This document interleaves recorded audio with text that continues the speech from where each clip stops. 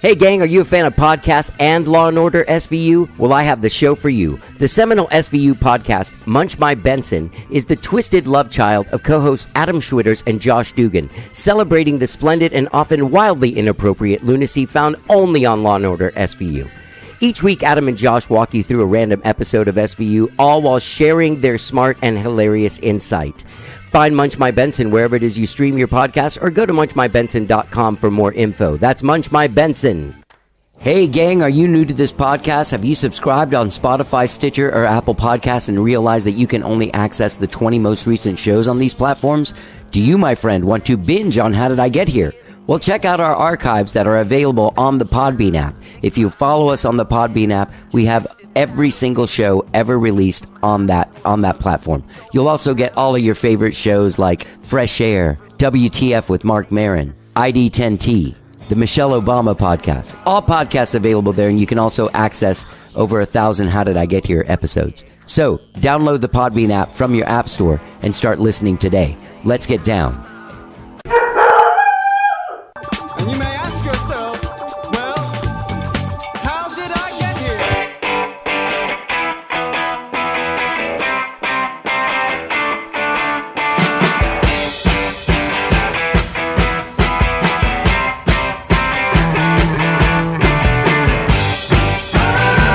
It's time for How Did I Get Here? And now here is your host,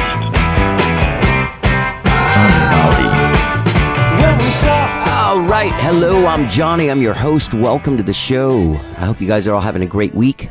Whatever it is you did this week, I have a couple of quick announcements. First of all, I want to thank everyone that stepped up and bought the single that I released on Monday, Sun, Earth, Moon. It's available at johnnygoudie.bandcamp.com. Got a lot of positive feedback about it. They played it on the radio a couple of times. I'm pretty excited about it. Looking forward to it, and I'm going to sell it. I'll be releasing more singles. One a month for the next few months. Next one comes out in May. And then a third one comes out on June 25th. And today, tickets are going on sale for a show that I'm playing for that release show at 310 ACL Live here in Austin. I'm so excited to be playing that room. I love playing there. I play there with Skyrocket. AMF does events there. I've hung out there a lot. They have great shows there. Cool people play there. So I'm very excited to be playing on that Nido stage. Tickets are on sale today at 310austin.com. I will be joined by my band, which I'm very excited about. I will let you know a little bit more about that as it gets closer. And I'll be doing the show with the Belle Sounds. They'll be playing as well. Austin's own Belle Sounds. So tickets are on sale today. Go to 310austin.com, get some tickets, and get involved. Gang, I also want to thank everyone who had the kind words to say about my show on Tuesday with the great Kathy McCarty. I got comments like it was like a great oral history of Austin, you know, of sort of that late 70s, the 80s scene that was going on here with like the weirdo art rock, kind of cosmic non-cowboy music. Fantastic conversation. If you didn't get to listen to it, go back and listen to it. But thank you for the kind words. Gang, I have a great show for you today. Today's show is a doubleheader. I'll be talking to a couple of different people from the Dallas-Fort Worth area. I'll be talking to a guy named Jonathan Hodges that plays under the name Bomethius, who has a brand new album out called Seasons of Limbo. He's a classically trained musician, been playing violin since he was 3 years old, plays guitar and piano, writes great songs, sings beautifully, plays under the name Bomethius. You can find him at bomethius.com.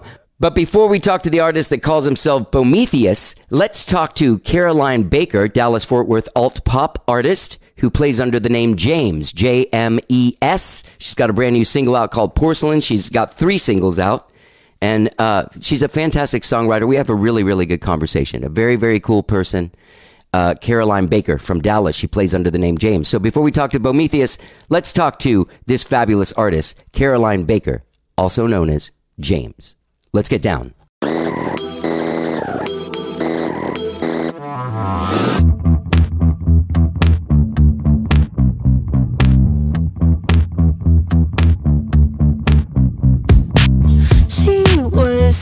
She was seen as fragile, and he was made of stone.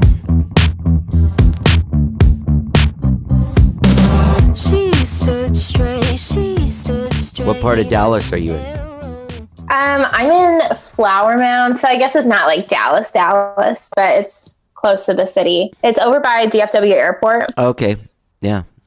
Mm-hmm. Yeah. Where do you play there in Dallas? What's your... I've done like opening Belle Coffee. Yeah. But I haven't done a lot of like places in Dallas, I guess. I haven't, because once I released music, it was COVID, and so right. I just, yeah. I played opening Bell a bunch of times, and I really? did. Yeah, I was just talking to this guy from there, Bomethius. You know that guy? So I just heard of him. Yeah. He said he played there too. We're trying to figure out, because I did. They had some kind of thing where they were fundraising, and I would do a song on like with a bunch of other people, but I'd jump in on Instagram. It was a live stream like last summer or something. Were you part of that? Okay, I'll love it. No, I wasn't part of that. Okay. No. So, hey, your songs are really good, man. You're a really good songwriter. I love what you do. Thank you. Yeah. Yeah. So these are the first 3 songs you put out, right? Yeah. Hopeless Romantic, Ready to Love Again, and the latest one being Porcelain. Yep. Yeah. Did you record those separately? Did you record them? Who produced these tracks, and what's going on? So all of them were produced by Josh Good and mixed by Bradley Procope, I think is how you say his last name, in Dallas. But I did them all 3 separate. So Hopeless Romantic was my first project that I started. And then Porcelain is actually the second one we started, but the last one we finished. Okay. And then Ready to Love Again was the third project. Okay. Yeah. They kind of work as a trilogy, right? Yeah, I think so. Yeah. And the way, even the way I like wrote them. Yeah. So what happened? You were in a bad relationship? You know, I've had my fair share. Yeah. So more than just one. More than just one, but one was really a stickler. So yeah, but it's just young love, I guess. It probably wasn't that bad. I just made it overly dramatic, but yeah. Really? Well, one of them was real bad. The others, I probably was a bit dramatic, but yeah. How old are you? I'm 21. Okay. Yeah, I mean, you're still early in the thing. Doesn't mean you can't have some bad experiences, though. That's true. Yeah, that's true. Yeah. You're early on in the thing. Have you remained single through the COVID? You know, that's a great question. So I wrote the song Ready to Love Again about like an old middle school like crush person that I've kept in contact with this whole time. And he's in the military. So we've been talking since COVID started, but he just came home for the first time in 1.5 years. And so we're getting a little close. Interesting. Does it, what happens? I mean, I know from my angle, from a songwriter, like I'm 52, I've been married, I've been divorced, I got a whole record about the divorce, you know what I mean? And so, yeah. like whoever you start dating, like, here's this record, and they're like, oh man, you know, I don't ever want to piss you off. How does, he's, he said that because I told him, I was like, I need some inspiration. Like, and he's like, I'll just break up with you. You can write a song and then we'll get back together like in a week. Isn't that funny that like, it's so much easier to get the inspiration from the breakup and bad stuff than it is from the good stuff? Right? Why is that? You know, if I had the answer, I would have so many more songs. Who knows? So this has been like your first year of being like a musician person, putting it out there and doing it. Yeah. And you literally picked the weirdest year. Yes. To try and do that. Yeah. So what do you live stream? I mean, I saw that one of your songs has like, you know, well over 1,000 plays, or like 3,000 something plays or something. So someone's listening to it. Yeah, I have one that just hit 14,000. Oh, Jesus. Sorry. It's okay. Just this week. But so I know, yes, people are listening. I haven't taken the time to live stream. I probably should. Since before quarantine, I grew up playing classical piano. Okay. And taking guitar lessons starting when I was like 18. But that kind of like I stopped lessons and everything. So I've lost the ability to play like I have. And that's been like a mental roadblock. But I have my brother. So we're working. He plays piano very well. So we're working on building up enough to where I could do probably like an hour and a half of a live stream is the goal, because I can go out and gig, but it's so selective right now. I'd rather just get a few more songs out and work on that end. And then once COVID has lifted even more, then go out and do more gigging. So I don't have to maneuver that. Jonathan Bomethius guy told me that they're doing opening Belle again. They're doing shows. Oh, really? I didn't know that. Oh, that's good to know. Yeah. I'll definitely look into that because I like that little venue. Everybody does, don't they? There's all kinds of people play there. Oh, yeah, I think so. So, cool spot. Yeah, it is a cool spot. So, you grew up taking classical piano? Yes. All right. So, were you born in Dallas? Yeah, I was born in Dallas. Okay. Mm-hmm. And then what? Like, what do your parents do? What's their story? So my dad grew up in LA. He currently owns his own business. He does automatic gates and fencing. He played trumpet in high school, but doesn't play anymore. And then my mom, her side of the family is the like more musical side. My great grandmother, my grandmother, my mom, and my aunt all grew up playing piano. My mom doesn't play too much, but she's a music teacher for elementary, so she's very music centered. But she was like a retail person before that. Like that's very new within the past like 4 or 5 years that she started teaching music.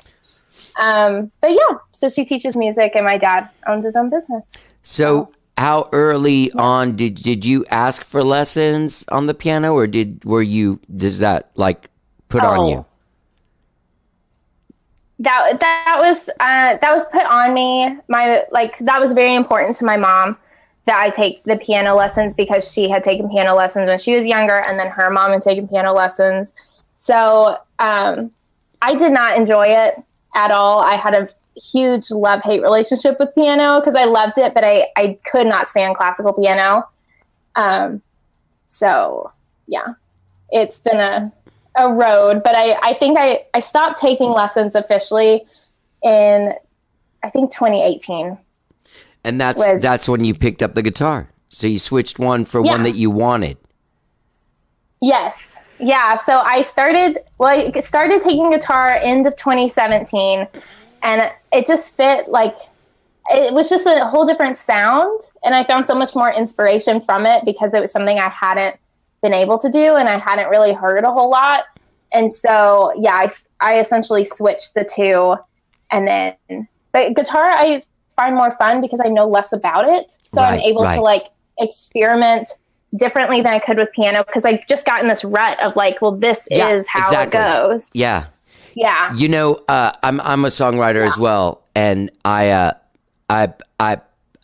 purposely will do like write with, like, if I go to guitar, if I pick up an acoustic guitar, my natural inclination is to, you know what I mean? Like immediately strum a G or something. You know what I mean? Yeah. But if I pick up this bass and do like a drum machine thing, then whatever I'm going to do is going to come from a completely different standpoint. Because I'm not like the world's greatest bass player, but I'm going to come up with something cool that I can, you know what I mean? Oh yeah, that's my next plan is to get a bass and mess around with it, just so it's another like thing just to draw inspiration from. Yeah. Yeah. When you do play out, do you see yourself playing with a band, or will you be solo, or? I would ideally want to play with a band, just for my comfort level. But I do, like I said, my younger brother is very good at piano. And so as of right now, I figured I'll have some with a band, and then he'll come accompany me, and then we'll rotate off. So I can play some myself, and then he can cover me for others. Yeah. Yeah. Is and this it gets him the experience too. Have you, having just put this stuff out and in such a weird time, where have you, like, what? I'm just trying to think of like what it must be like to start now, because it just seems fucking terrible. Like, you can't go play gigs, and there's like, I read this thing the other day where there's like 20,000 new songs a week coming out. Yeah. Yeah, it's been good from my perspective. It's been good and bad. This is something I've always wanted to focus on and do, but I always had people that really pushed me to do the gigs, and that was great. It was a great experience, but when I was trying to do both, it was frustrating because I didn't really want to gig at the time. I wanted to record. Right. So this gave me the opportunity where I was like, well, I can't go gig, so let me go focus on what I really want to do. Right. So that was great for me, but it has been frustrating now that I have it out that I can't go gig. I can't go gig. I really wanted to do like a single release party, and I couldn't do that. And even like I'm working toward an EP, and the reality is like, I don't know if I'll be able to do like a little release party. I mean, I'm sure a little intimate one, but it's been frustrating. And then to know, especially too, the timelines to get my stuff back from my production and mixing has been really great, but with the mastering, yeah, that's gone fairly quick, but you can see like there's so many songs and there's so much everyone's doing. It just pushes it back a little bit. That's funny that you say that, because this morning I've been wrestling with myself of sending this mastering guy that's had my song for like 3 weeks. It's like, it's a fucking song, man. Just like, you want me to come over there and master it? Like, what do you want me to do, man? Yeah. Yeah, I'm very thankful. The guy I've been using has been very speedy, but I think it was Porcelain. He was like, it's going to take about a week longer, which was fine. Right. But it's just that, wow. And every time you get on YouTube or Spotify, it's release. All of my friends have been releasing music now. And so it's just, it feels more competitive, which can be good and bad. Right. But it's a little suffocating sometimes. Yeah. Well, it's also like, I mean, there is this great thing with the democratization of not having gatekeepers anymore. But then the fact of the matter is then there's all this shit that ends up coming out too, that is competing on the same level as you. But then also you're competing with, what's her name that people like that I don't like? I don't know. Taylor Swift. I love that I couldn't think of her name. Who's Taylor Swift? She's a singer. No, but you know what I mean. Yes. Yeah. So you are thinking of doing some live streams? Ideally I want to. They've been on my monthly goals for the past like 2 months. I just, which is so bad, but I'm trying to get around to it. Do you work as well, or do you go to school, or what's your... So I do both. Okay. I don't go to traditional college. I've done that before, not my forte. But I'm going through a certificate program through NYU called Music Industry Essentials. Oh, fantastic. So I'm in the process of doing that because 1, it's cheaper, 2, it's quicker, but you get like so much information at the same time. So that's been great. Would you apply that to your own career, or do you see yourself also doing stuff for others? So that's a great question. That's the reason I did it, because I 100% will apply it to my own career, but I wanted to do that so I could see if that would be something I would be interested in doing for other people. I've always had that interest in like management, but I think that comes from my dad owning his own company. Like it's kind of, I grew up with that. And so, but getting the knowledge about it now, I feel like I can see more if I would have an interest in it, which as of right now, it's still the same. So Yeah. we'll just see. Yeah. Those, there's things I've wanted to do, but they've all been on the creative side. But there are people that have said to me as I've got, oh, maybe you should manage someone, but I don't want to be someone's bitch. That's what, someone's yelling at you all the time and like calling you at 3 a.m. You got to sort their problems out. Yeah. I don't know if I can handle that. I don't know how well I could handle that, but I do definitely like kind of like the other side of it where they communicate to you and you communicate that to other people. Right. I really like that aspect. So we'll see.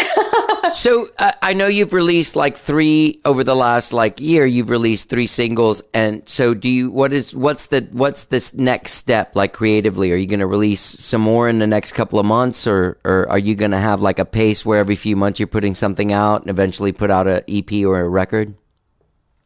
Yeah. So my plan is right now.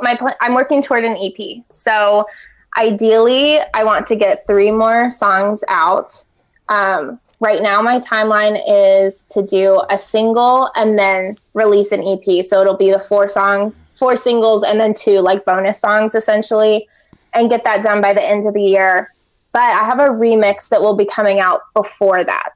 Because I thought that would be of Hopeless Romantic. Oh, cool. Yeah, I thought that would be fun. I don't really listen to remixes a whole lot, but I found this one girl in the UK and I thought it was awesome. So I was like, why not do that? Because it's a different creative zone that I haven't been to yet. So, yeah. Do you write with others at all? Like do any co-writing or? So I have before, but for this EP, I wanted to do not a whole lot of that. Okay. So I've co-written with my producer. Like I'll bring him the songs and then we'll fine tune it. Right.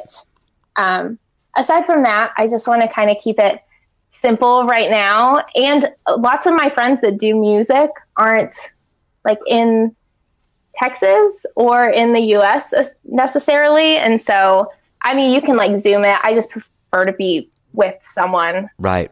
It's just easier for me. Yeah. I've noticed that my Zoom co-writes, they take far less time than going to someone's house and farting around. Oh, really? Yeah.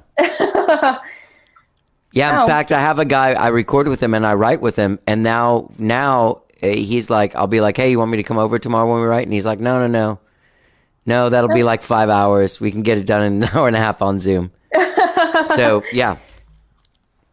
Well, I'm trying to think. James, Caroline, I can, also, why is it James without an A? I just thought it would be cool. Okay. Yeah, that was my whole thought process. I figured the letter J already like has that sound in it, so might as well just cut the A. Okay. Yeah. All right. Well, not a whole lot of thought process.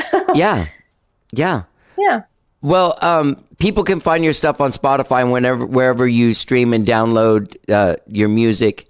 Yeah, you're a great songwriter, and I love these songs, and I look forward to hearing whatever else you put out, and hopefully everyone else will too. Oh, thank you. Yeah. I hope so. Yeah. Is there anything else that you want to add? I don't think so. I think we've covered a good chunk amount. Yeah. Yeah. All right. Well, Caroline Baker, better known as James, your singles Porcelain, Ready to Love Again, and Hopeless Romantic are available now. Wherever it is people stream and download jams. It's been a pleasure getting to meet you and talk to you. Thank you so much. Yeah. It's been a pleasure as well. All right. Never found. I don't wanna love like that, built to crack. I don't wanna love like that, made of glass. If we ever get like that. All right, that was Caroline Baker. What a great conversation. She plays under the name James, and it's spelled JMES. Look her up. Check out these singles, Porcelain, Ready to Love Again, and Hopeless Romantic, all available now, wherever it is that you stream and download your jams. Now let's talk to Jonathan Hodges, who is also known as the artist named Bomethius. You can find him at bomethius.com. He's got a brand new album out called Seasons of Limbo. Full album out now, just came out in March. Fantastic record, great songwriter. It's like a delicate musical sound. It's beautiful. It's beautiful. You can tell he's a classically trained musician. He plays very expensive chords and has beautiful, transitions between his pieces and everything. Fantastic artist. He actually got married during 2020. He was doing that. That's crazy. So without further ado, please enjoy my conversation with Jonathan Hodges, also known as Bomethius. Let's get down.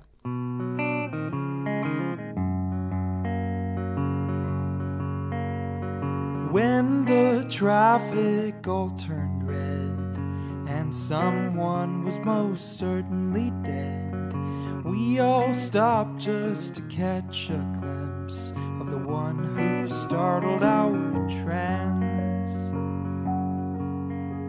We ignored you alive, but now we want a view. Just How you doing, man? All right, how are you? I'm good.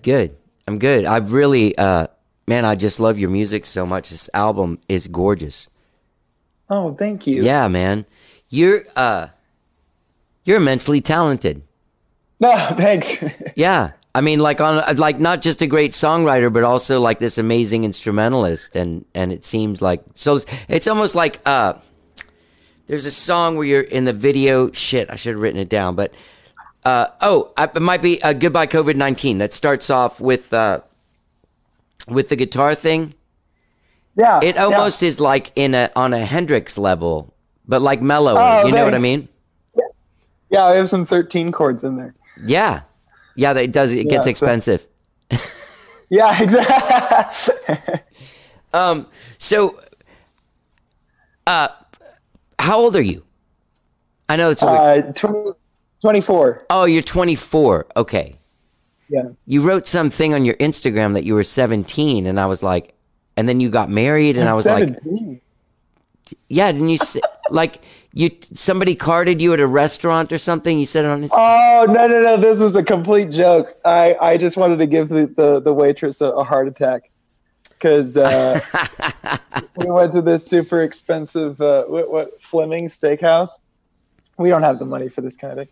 But someone had given us gift cards, and so we went, and they seated us, and it was really great. They were being really nice, and they brought us all this stuff and champagne, and she just completely forgot to card us. And so then when she did come over, because the manager had seen us, and he was like, "Did you card them?" And she was like, "Oh, no, I didn't." And he was like, "You should probably do that."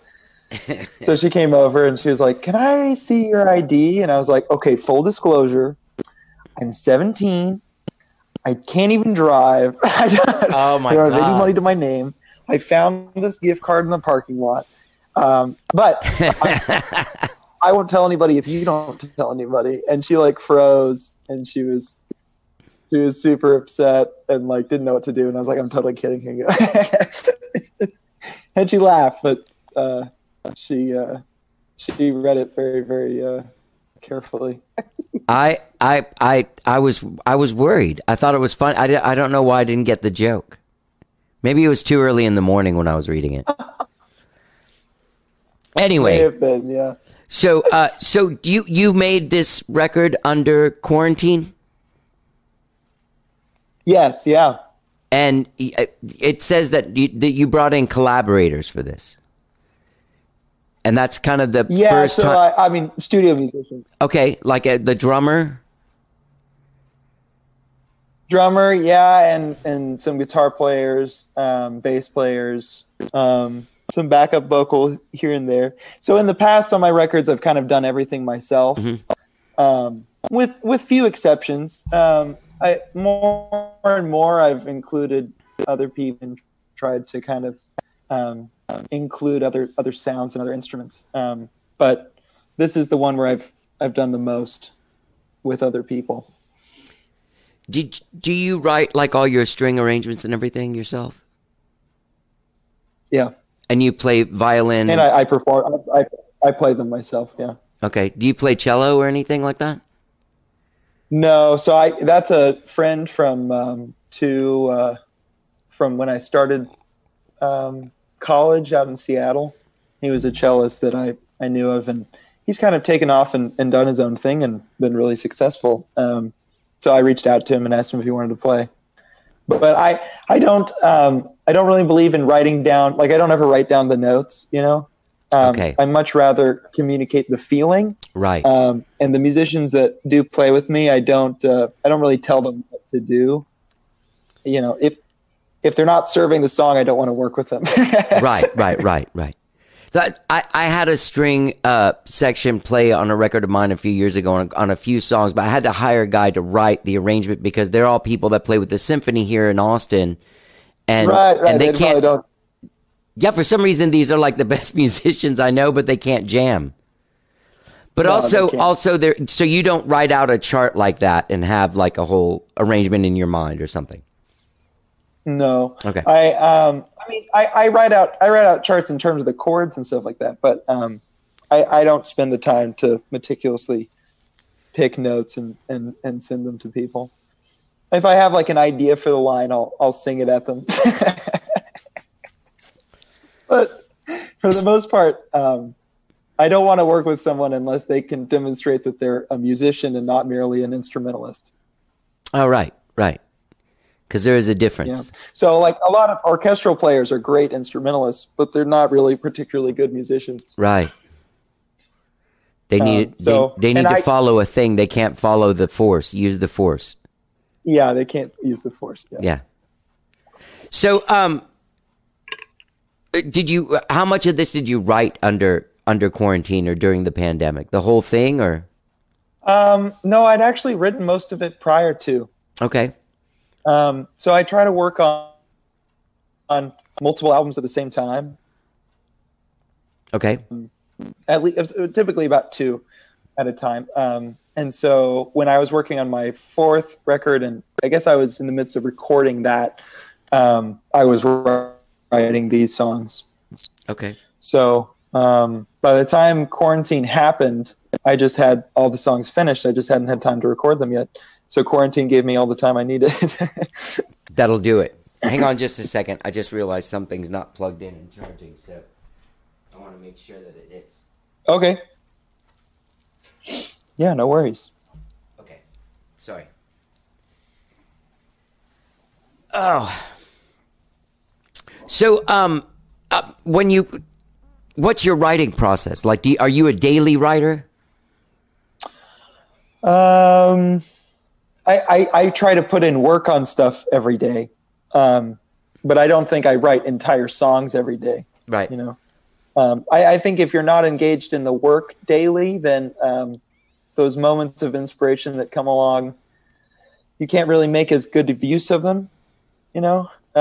So as long as you're engaged and constantly doing stuff, then when you do really have some inspiration, it typically allows you to glean greater things. Right. Do you ever write with other people or anything? Do you collaborate with others?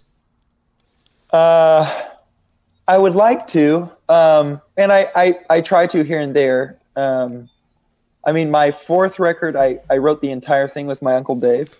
Yeah. I want to talk about that in just a minute, but first let's get through this part of it. Yeah.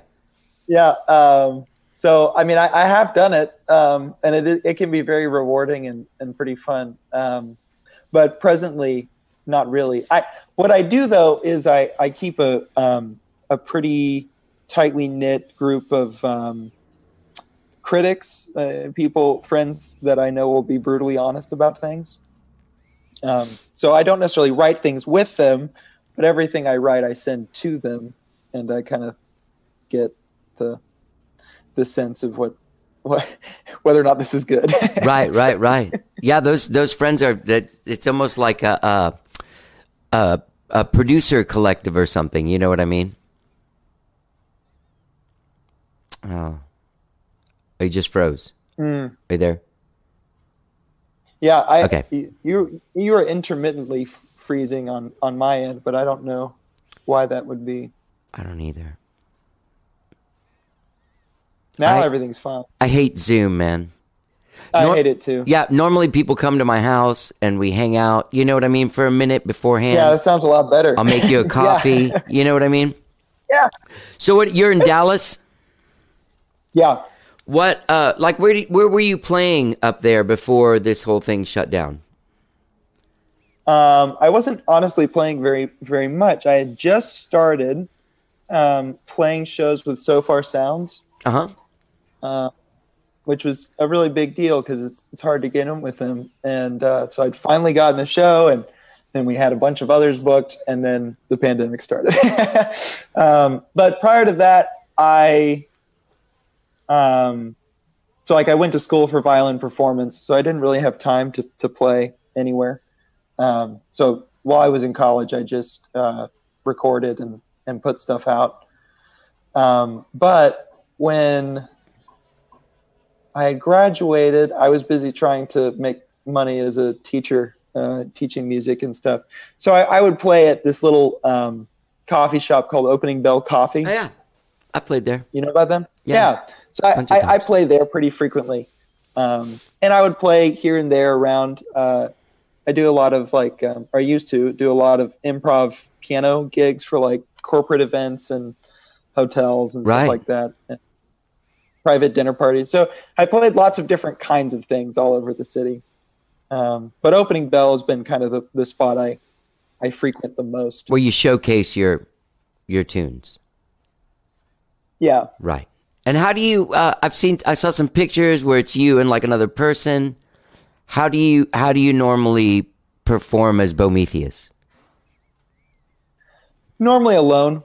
But for some of those bigger shows, I would play with the few collaborators I have that actually live in the city. So like my drummer lives in Nashville. And then, a bunch of the other people live in Atlanta or Michigan or California. But a few of them actually do live here in Dallas. So my buddy Jeff Tullis and Travis Carroll, we would play shows together frequently. And I've done them as, a 3-piece, 1 bass, 2 guitars, and I've done it as 2 acoustics, 2 voices. But typically it's just me alone and a guitar or a piano or a violin. Yeah. You don't consider yourself the piano guy? It kind of seemed like you downplayed your piano abilities. Because you're fucking great. Well, oh, thanks. I'm married to a real pianist. Oh. So I am aware of my own mediocrity. Do you guys play together there? We play wedding gigs together. We only play together when we're paid. You don't just jam at the house? No, she's very much a classical pianist. Okay. Yeah. So she's incredible, but she would rather play what's on the page or nothing at all. Yeah. Well, let's talk about that record. The Seasons of Limbo is great, and it's out now. People can get it. Go to Bomethius.com. I'm not shoving you off. I just want to get into Inadequate, which is a collaboration with your uncle. Yeah. That the pacifier in the Jack Daniels uncle. I have an uncle like that. Oh, really? Yeah. Yeah. I think everybody should. Yeah. So how did this come about? Why? What were you doing? Why did you get with him? Well, Dave and I have been, close my whole life. And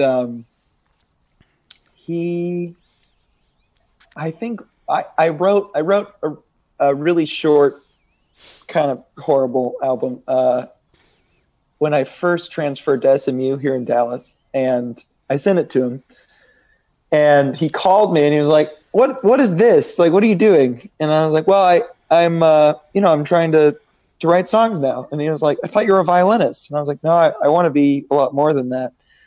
And he was just confused, and he was like, all right, I guess. And then when I put out the first Bomethius album and sent it to him, things kind of made sense to him, and he was like, oh, okay, yeah, I think you can do this and you should do this. And so we just started talking frequently, like way more than we used to. And I think it got to the point where we were talking once every week, once every 2 weeks, and we just talk about nothing for hours. And finally, I guess I put out my third record, and in the aftermath of having put it out, I was like, man, I just feel like I haven't had a good musical idea or lyrical idea or anything at all in a long time. And it's kind of depressing. Like, and you feel this way, you know, every time you put out a record. It's postpartum depression, right? And he was like, okay, well, I have this poem that I wrote like 20 years ago that I've been trying to set to music with lots of different people over the course of the years, and it's just never really worked. So how about I send it to you and you can tell me what you think? I was like, that sounds awesome. That sounds really great. And so he hung up, and then he never sent it to me because he's terribly ashamed of his own creativity. He's one of these people that's just disgusted by everything that he makes, which is really sad and unfortunate. But I think that's probably it's probably a thing that happens frequently, or more frequently than we would think, to people who attempt to be creative and feel dejected and defeated by it. So he did finally send it to me after I pestered him for like a week or something, and I read it. It became the track on the record we did called A Amazing Tonic. And the way the poem is structured is it's what we call a initialistic acrostic. So the poem is written 3 words at a time, and each of those 3 words in order respectively begin with the letters A, M, and T. And so A, amazing, tonic, ask me tomorrow about my things, and it goes like that for like 2 pages. And AMT is a psychedelic drug that Dave had a lot of experiences on, some good and mostly bad. And so the poem was supposed to describe all of those experiences in a single place, but with this very tight, rigid form all the way through. And so he sent me the poem, and I read it, and it's a really good poem. It's really good. But it doesn't, like when you read really good poetry, typically the first thought is, wow, that doesn't need anything. Like this is art, you know? And so that was my initial thought when I read it. I was like, this doesn't need music. This is kind of music, just reading it.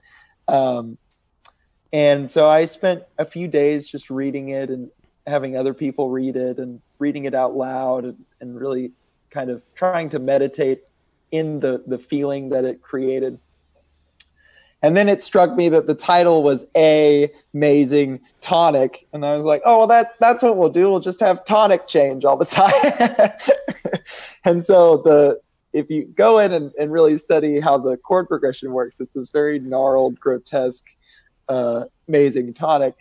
And so once that hit me, that idea, the melody happened and everything happened. It just kind of unraveled. And so I had the idea, and I recorded basically the entire song that weekend, and I sent it to Dave. And Dave, he didn't respond. And then a couple days later, he finally calls me, and he's like, "Hey, I'm really sorry I didn't respond to any of your email or your text or anything. But when I heard your demo, I couldn't stop crying." Oh. And so, I mean, that was pretty amazing. And then I think our plan was really just to do this single. It would just be like a fun, silly, kind of out there. Because in comparison to the other stuff I've released as Bomethius, this album is the strangest musically and thematically.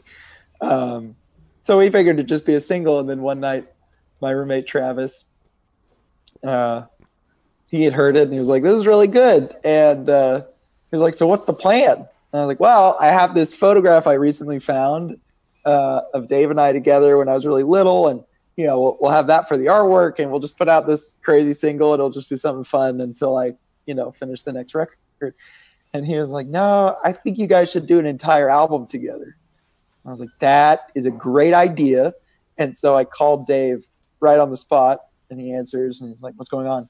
I was like, well, I was just talking to Travis, and he thinks we should do an entire record together. And there was silence, and he like breathed in the way he does when he's kind of anxious and doesn't know what to say. And he was like, okay, I need 15 minutes. And he hung up. and so he called me back 15 minutes later, and he was like, all right, I'm in, but you have to hold me to it, because tomorrow I won't want to do this. Tomorrow I'll hate myself. And I was like, all right, yeah, I'll hold you to it. And so we hung up, and I opened a Google Doc, and we titled the record, and just started writing about, I think we spent 50 to 75 pages just writing about our own experiences and the things we were wrestling with or had wrestled with growing up. And we ended up uncovering far more similarities between our distinctive experiences than we thought existed. Like we didn't realize that everything was this similar.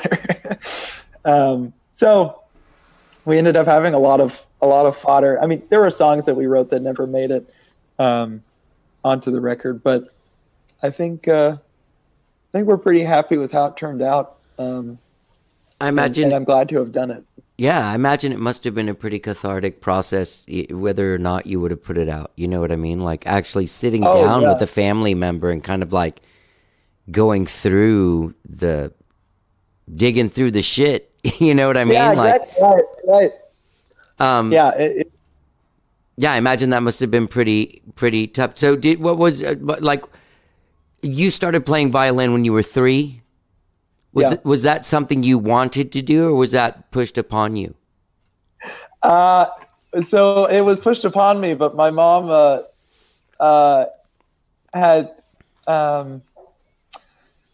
she had been telling me that I wanted to play the violin my whole life. So as far as I knew, it was my decision and my idea. No, I actually a little bit at length about this in an interview that didn't. It turned out that it wasn't going to be published. They just used it as like a questionnaire to get to know me and whether or not they actually wanted to talk to me. But I talked a lot about how Mom decided so I'm the oldest of 6 kids. Mom decided which instrument we would play in utero based on our personalities. And so we're all stringed instrumentalists. I'm violin. Caroline is cello. Charles was viola. I think eventually he switched to violin. And then it goes violin, cello, violin. A lot of violins. And we were told that we were going to play that and that we wanted to play that. I mean, even when we were infants, Mom would be telling us that. And of course, I didn't realize it was brainwashing until I was probably 5 or 6. And Mom was hanging out somewhere, and another mom came up to her, and they were like, how do you get your kids to play music? Because it is just so hard to get them to do that. And she was like, oh, it's just brainwashing. And then she saw I was standing there. What? And so as the thing about it was very exciting, right? Because it was like, oh yeah, and you listen to all this music, and you constantly be playing, Sasa and Paganini and Vinyavsky and all this stuff, and you're like, we're gonna do this. And then you get to your lesson and realize that there was a lot of hard work and time and commitment that it was going to take before you'd actually arrive at playing anything that sounded decent. Right. And so as you began to realize that this was going to take time, you also began to wonder whose idea this really was. Right. You had no idea what that was going to be like. Did you have any other dream, like to be a fireman or something? Like, superhero, or you didn't have time? I think I was really enamored with dinosaurs as a kid, like really, really enamored. And my grandfather on my mom's side was the curator of taxidermy at the Milwaukee Public Museum for 40 years. Wow. So we had all this crazy stuff, and he'd send me really nice dinosaur figurines and stuff like that. And so I knew all the names to like 150 dinosaurs, and it was really stupid. But I really wanted to be a paleontologist when I grew up. And then one day, I think my grandfather had gotten me like a VHS tape on an actual paleontologist's life, and so like a day in the life of a paleontologist. And I was watching it, and I realized that it involved being outside and in the sun. And then I was done. I was like, oh, okay, that's not for me. So did the brainwashing I've work? always been an indoorsy kind of person. Right. So did the brainwashing, not particularly interested in getting hot and sweaty or really doing anything. or wearing those tan outfits?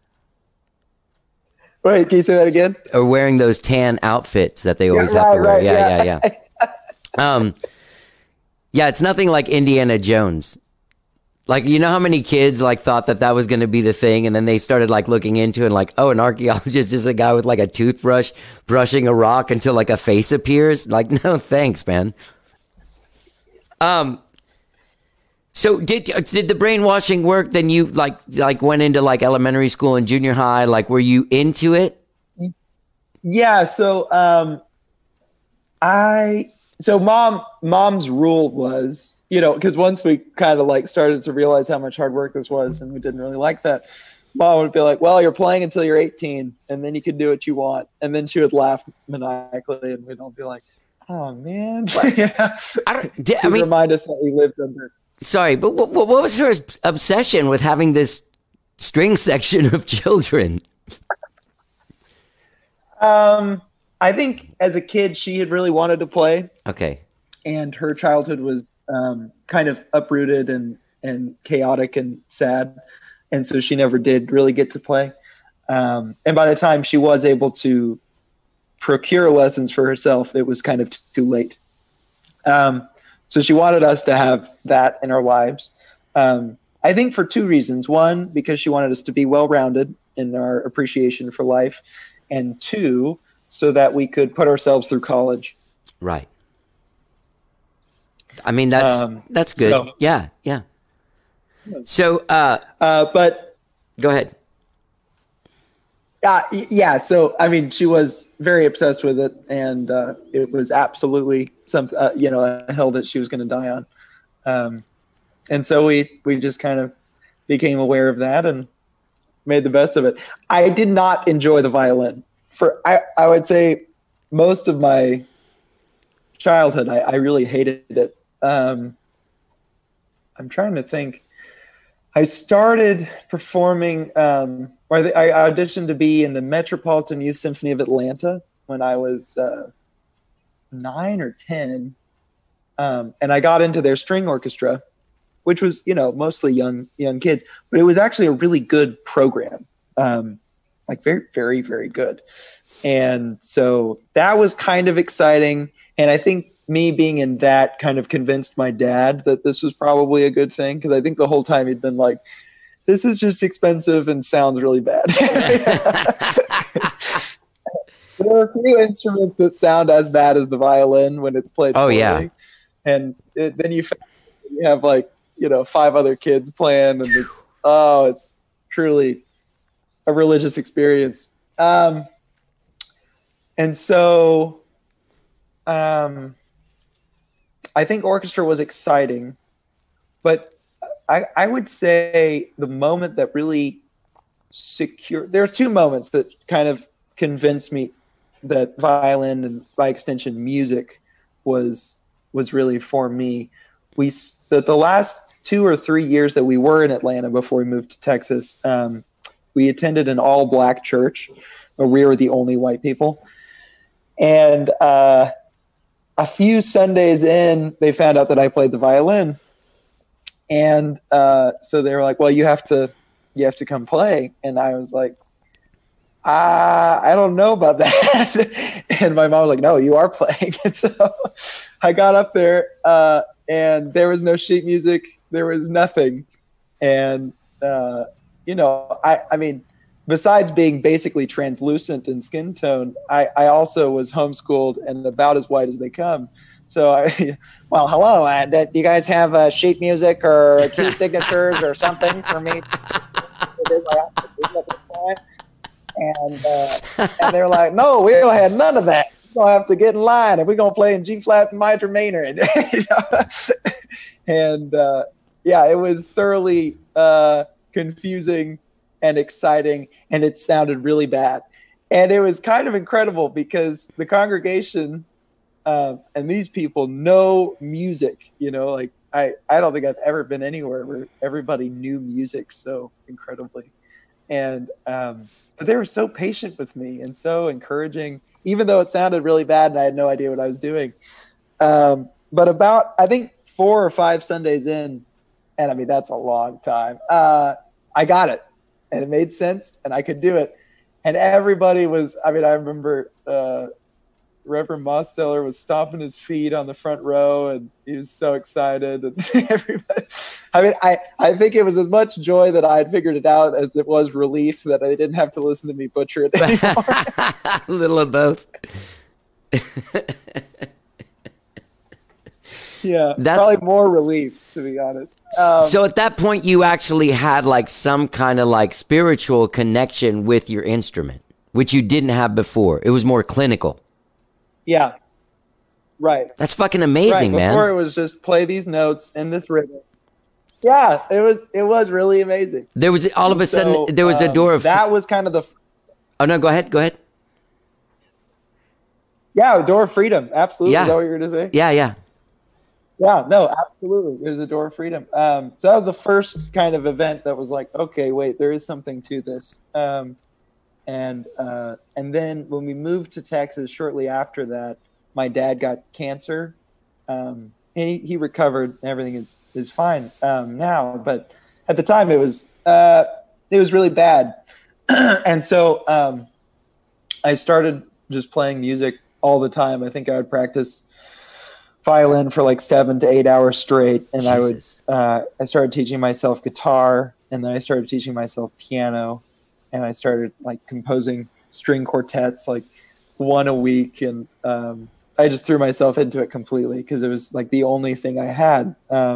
Because I'd been really intensely homeschooled, so like my mom, in addition to having us start when we were 3, I started school when I was 2, and we never took a summer off. And so I've been in school for most of my life, and I was classically educated. So when I got to college, the humanities had kind of been exhausted as far as the Western canon was concerned, and so college was a little boring and disillusioning on quite a few levels. But before Dad's cancer, I think I had. I had enjoyed music and loved it, but I kind of thought that I would just be a lawyer. Like I would just, and that's what I thought. Some kind of lawyer or just a lawyer? Yeah, just a lawyer. I don't know.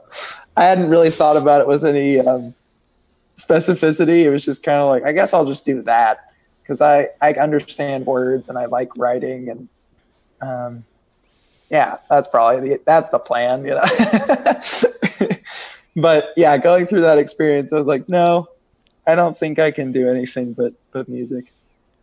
So actually that on the record with Dave, the 4th track is called Improvisation Number 1. And that is the piece that I wrote the summer after Dad recovered from cancer.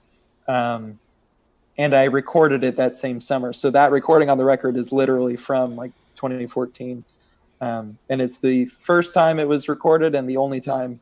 And while parts of it were figured out and kind of written like in my head, a lot of that piece actually is an improvisation. And so it's kind of funny and neat to hear something that literally was the very first manifestation of my individual expression of something that was uniquely mine, but also it's also like quite literally happening in that moment, in those 10 minutes. And so it's kind of the beginning of my trajectory in some ways.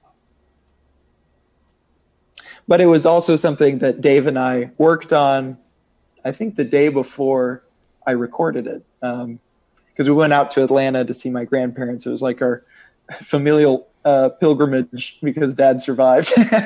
And so we were all hanging out, and Dave was over at my grandparents, and they have this beautiful grand piano.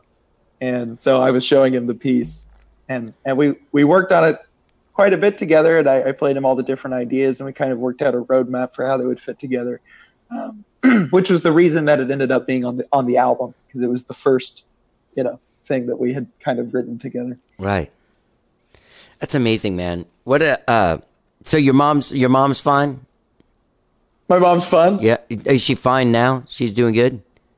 Oh, yeah, mom's fine. It was Dad who had cancer. Right. But they're both doing good, and everyone's... Oh, yeah. Everybody's okay, yeah. What does your mom think about Seasons of Limbo? Is she one of the people that is the honest critic? You send stuff to? No. I send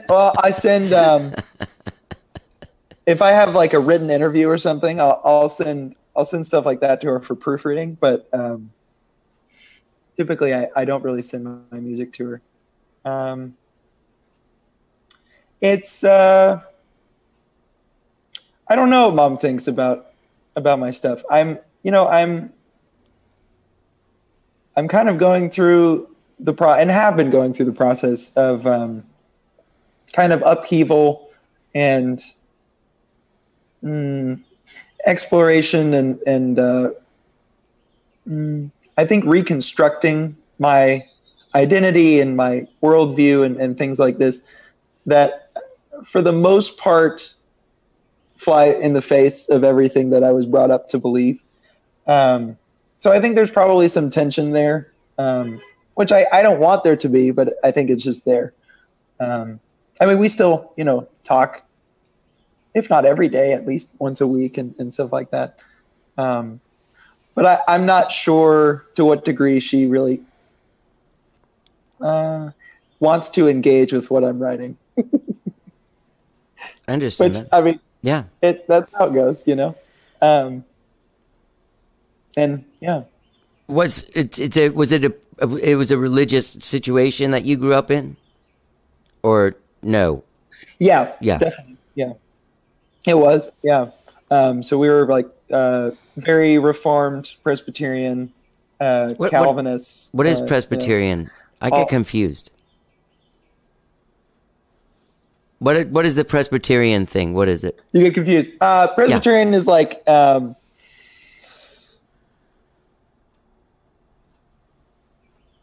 can you say that again? Oh no, I'm listening.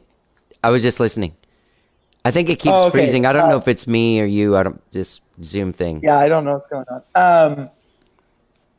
Presbyterians. I mean, it's kind of a large bag of evangelical Western Christendom, but generally there's an emphasis on God's power and predestination and a very fundamentally literalistic interpretation of Scripture and if not dismissive or disparaging view of women and all these different strange, unfortunate things that were a product of the Reformation and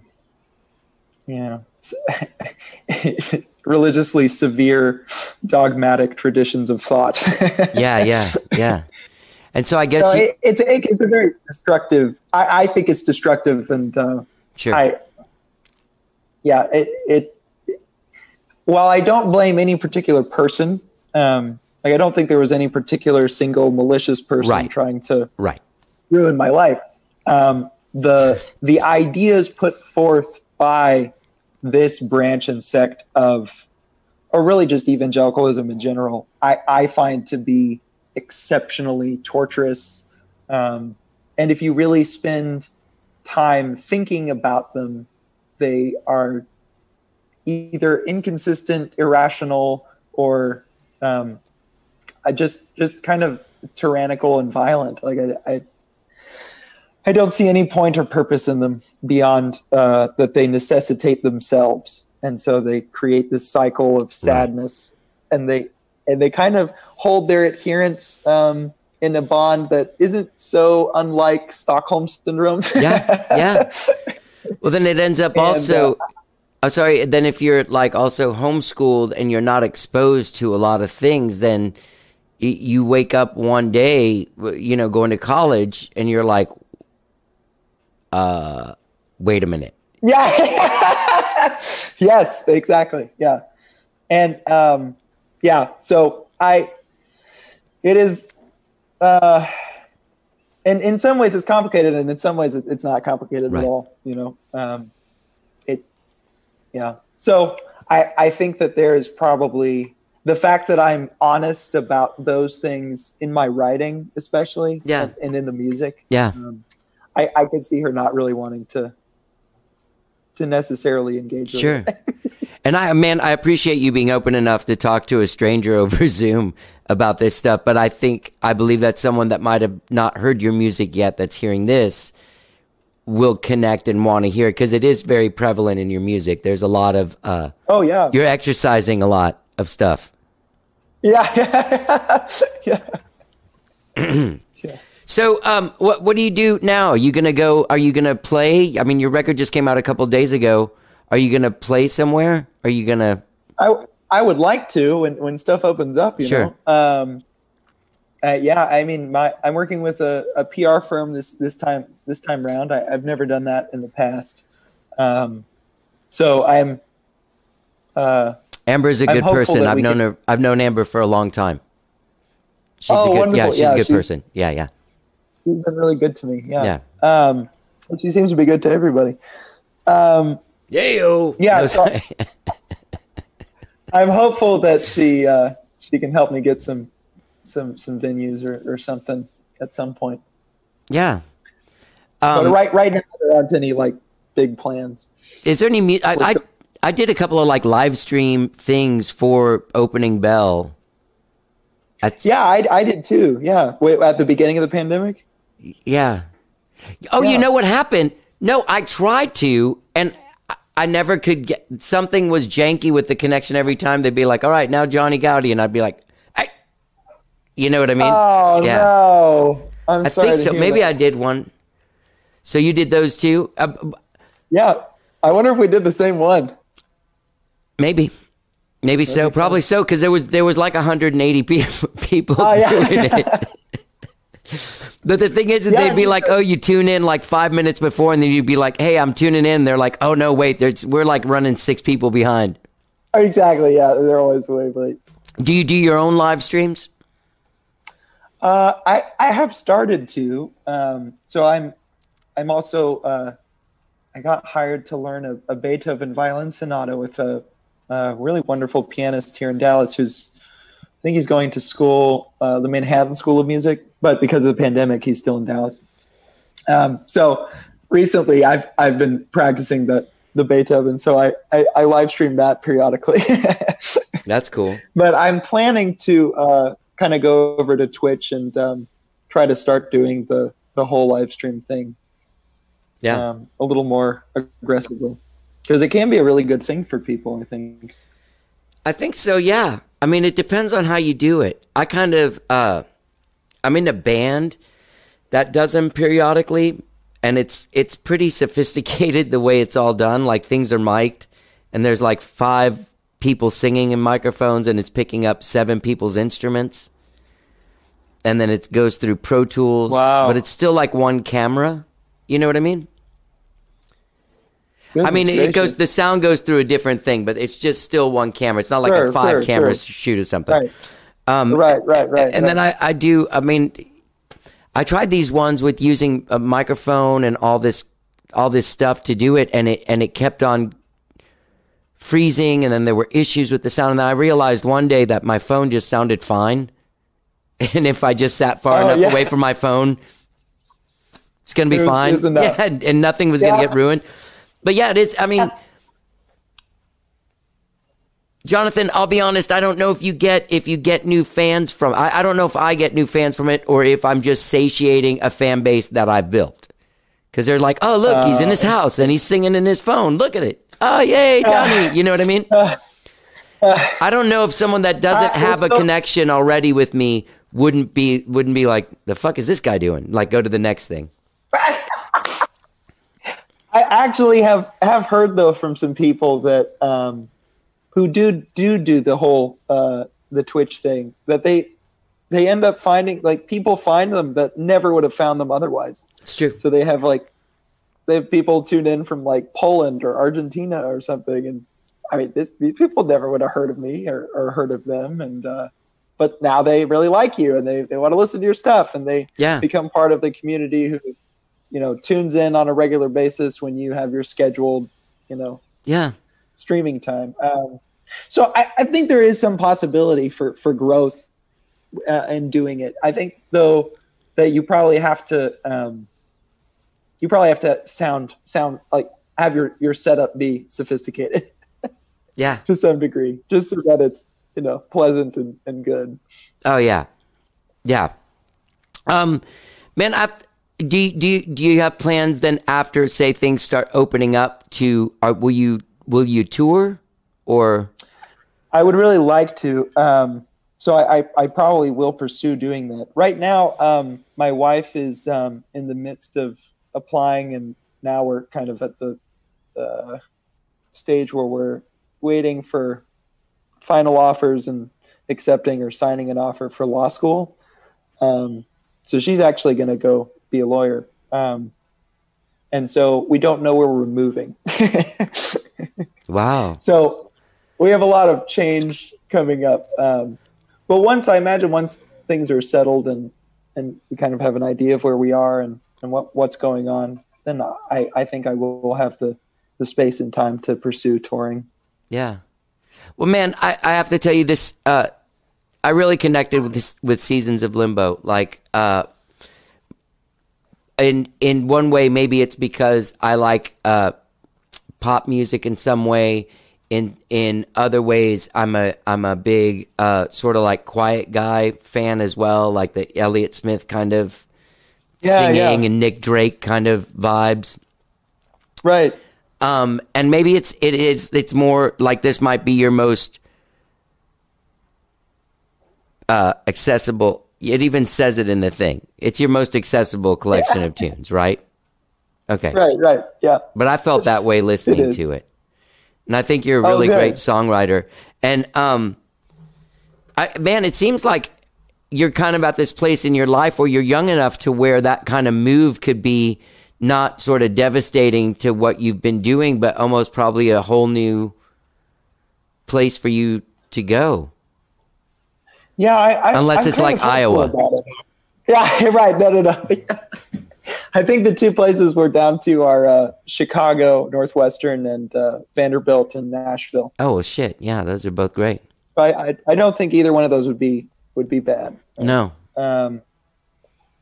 So I'm kind of viewing it as an expansion of my horizon, and hopefully being able to meet and play with musicians I never would have met or known. Yeah. Well, you're a really great songwriter and such a great musician. Thanks. I was really floored. There's a couple of people you should check out that are from here that are sort of the same sort of orchestral singer-songwriter folks. There's this one guy named Curtis McMurtry.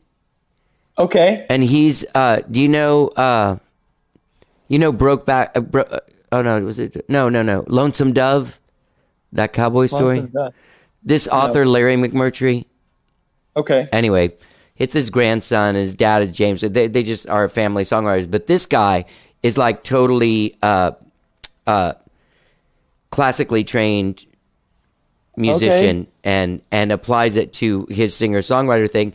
And another person is this lady named Diana Burgess, who I know about her. Yeah, she's his collaborator as well. And she's with Mother Falcon, you know that? Yes. Yeah. Oh, this is the reason I know her is because didn't you just do an episode with her? I just did, yeah. Yeah, I listened to it. Oh, cool. Anyway, yeah. Yeah, I went to school at McCallum High School in Austin, Oh, really? and so a lot of people from there end up in Mother Falcon. A lot of people end up in Mother Falcon, period. There's like a whatever age group you guys are in. It's all yeah. That's a great band. Or it was a great band. They are great. Whatever it is that they're doing. But Diana's record's great, and Curtis McMurtry's record's great. And it seems like there's other people out there in that it would be a genre, like an actual genre. Right, yeah. Of music. You would think so. Yeah. Well, it should be. I think it's really interesting, and it's so much better than just the GCD singer-songwriter guys, you know? Yeah. I hope it's at least more interesting. Yeah. I mean, and I do get bored when there's not enough musicality and sound. I like stuff to you know. Yeah. Yeah, be orchestrated, so to speak. Yeah, I think all of them should be intertwined and have the same amount of care. Yeah. So all the elements. Right? Yeah. So the words are just as important as the notes. Yeah. One more question. Why Bomethius? What is that? Yeah. So intensely homeschooled, and we were reading Greek mythology, and my parents just started calling me that one day. I don't know, 6 or 7. 5, I don't know how old I was, but they just started calling me Bomethius. And it's not a real thing. Like it's loosely based on it's Prometheus, who stole fire from the gods, and then Boethius, the Middle Ages philosopher who wrote the Consolation of Philosophy. So you just put them together, and you have Bomethius. But yeah, if you Google it, I'm the only thing that comes up. So. Well, that's good. I put out a record, and I put out a record under my real name, Jonathan Hodges, and I mean, it's not a good record. No one should listen to it. But then I started writing the next thing, and my dad one day, he was like, look up, I think you should just be Bomethius. Like, you should just do that. And I was like, really? Are you sure? Because I think that there's kind of this, I'm not sure that it's cringeworthy, but it's kind of like, when people hear that that's the name that you're recording under, they're like, oh, so you like went out of your way to find the most pretentious Greek mythology oriented name. Pretentious name you could think of. Yeah. And it's like, well, no, it really isn't that. It's just, that's my childhood nickname. That's just what I was called growing up. Well, you realize you could do like a Texas country slant on it and would start wearing a baseball cap and call yourself Bomethius. Yeah, a lot of people accidentally call me that anyway because they decide that that's what I'm called. Yeah. And I can't stand that. Oh, sorry. So we put an end to that. Well, you know what? If you were Bomethius and you played Texas country, I probably wouldn't have had you on the show. So this works out for all of us. I actually did meet someone who was like, Bromethius? Dude, I'm not listening to your stuff. And I was like, no, there's no R. And he was like, oh, okay, then I'll listen to your stuff. Hey, y'all, check out Bomethius. Oh, stop. Just checking. Just kidding, man. I used to say, I'm only Bomethius when I'm in Atlanta. Well, man, it's been a real pleasure talking to you, Jonathan. And it's really nice to talk to you. Yeah. I'm staying at the hotel, coincidentally, on Friday. That's across from Opening Bell. Is Opening Bell open? Can you go in there? Yeah, it is. Yeah. But I mean, I've been playing there periodically recently. Oh, really? What hotel are you staying in? Yeah. The Canvas. Canvas. Okay, I don't know that one. I've also been playing some gigs at the Lorenzo Hotel. Oh, yeah? Which is pretty nearby to Opening Bell. And you teach as well? When are you coming up?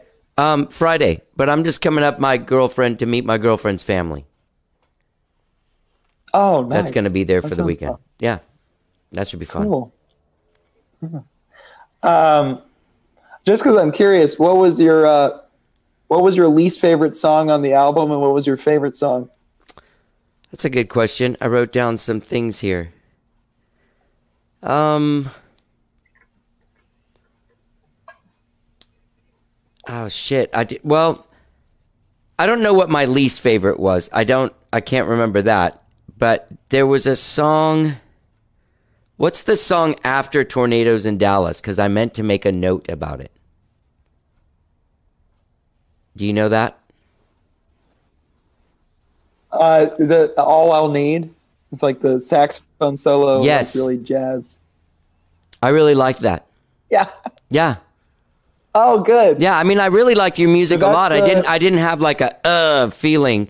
I did have like not a feeling, but I would go through your older stuff and just kind of like check out a couple of songs and be like, okay, I get that. All right, cool. And then I listened to a little bit of Inadequate, and then I just kept on listening to the Seasons of Limbo since she sent it to me. It's fucking great. Yeah. Okay. Awesome. And I'm sorry, I put on music and do stuff. And so I'm not constantly looking at the names, although I did write that down. I meant to write down while I was listening to Tornadoes in Dallas what the song afterwards was. So, yeah. Is there anything I'm missing? Is there anything I'm missing? Like in our conversation that you want people to know? No. I think we got stuff. People can find you at Bomethius.com. There's links to all your socials. Your live stream stuff you do on Twitch. Do you have a link to your Twitch there? I don't. I made my account. Someone already took the Bomethius Twitch. You're kidding me. Which I don't know how or why. You should be the real Bomethius then. Yeah. Squash that guy. Yeah, I might do that. But when I do start doing it, I'll have that up. But I'm just Bomethius, at Bomethius on everything, Twitter, Instagram, Facebook. Yeah. As long as you just don't include the R when you spell it, you should be able to find me. Wait, I was saying Bomethius, right? Just now? Yeah, you know. Okay, no, God, you scared me, man. I'm saying it by accident. Yeah. It's a contagion, right? Yeah. Well, Jonathan, a.k.a. Bomethius, thank you so much for doing the show, and I look forward to hearing more music from you. Oh, thank you so much. Man. I look forward to putting out more music, hopefully better music. Yeah. So we'll keep going. Yeah, keep on going. I hope you have a great time here in Dallas on Friday. Thank you. Me too. Be safe. All right, you too, buddy. See ya. All right. Thanks. Bye. Just some little clue of what's waiting around the bend. I have. All right. That was Jonathan Hodges, also known as Bomethius. Find him at Bomethius.com. That was a great conversation, man. What a cool dude. A very, very talented dude. And I guess if you live in the Dallas-Fort Worth area, get out and see these artists, James and Bomethius. Pick up their records. Go to Bomethius.com for all of your Bomethius needs. And don't forget, gang, when you're out there checking out Bomethius.com, you can subscribe to this podcast wherever it is that you find podcasts, be it Apple Podcasts, Spotify, TuneIn, Stitcher, Overcast, anywhere you find podcasts, new shows. 3 shows next week, gang. 3 shows. Whoa. I'll be talking to, God damn it, why do I keep doing that? I'll be talking to Sims Foundation Executive Director Patsy Dolan. Sims just turned 25 years old during 2020, and May is Mental Health Awareness Month, so don't, do what you got to do to take care of yourself. They're having a lot of events coming out. Support them by going to the simsfoundation.com. All right, thanks so much for listening to the show. I hope you have a great, great weekend. Hey, get tickets to my show, June 25th, 310 Austin, 310austin.com. Get the tickets. Johnny Goudie and the Belle Sounds together again. Have a great weekend. Let's get down. Feel like the other victims do. When the sun has come for you, feel like the other victims too.